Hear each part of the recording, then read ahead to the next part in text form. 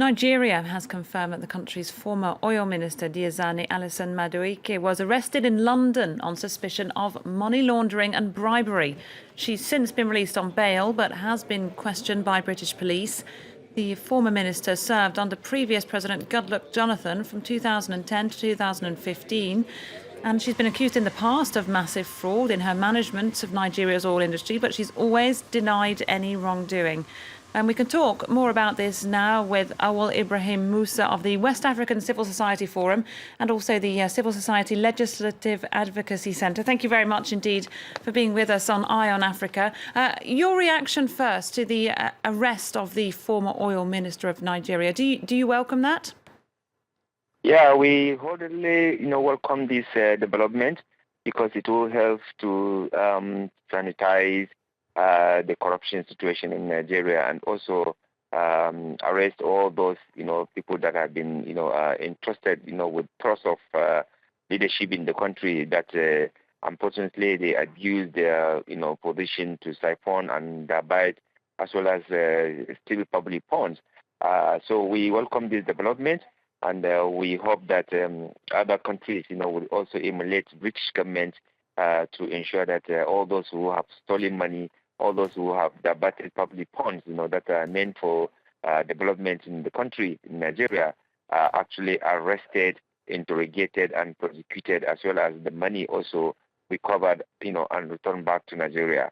Do you think this prayer? Do you think this will actually make a difference, though? Because in the past, we've seen arrests of people in the UK, for example, and then Nigerian courts have cleared them. Do you think today's arrest will make a difference? No, this will make difference in the sense that the arrest usually when it happened in Nigeria because of lack of integrity in the judicial system, those corrupt, powerful individuals, they bribe their way and get freedom, But, we are hoping that the British system and other international community will not compromise their ethics and integrity by setting free those corrupt, officials.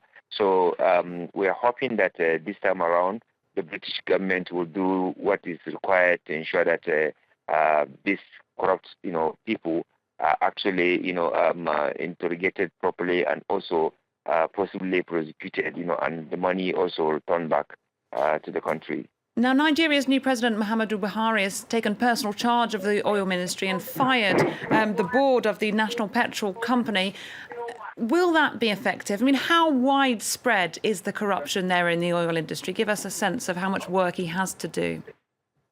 The corruption is very, very rampant and is done with impunity, especially under the President Jonathan, So we are hoping that the new president, would be, encouraged and supported by the international community as well as Nigerians to ensure that all those who have stolen money, they have been, properly, they have been properly, arrested, and then return the money, Yeah.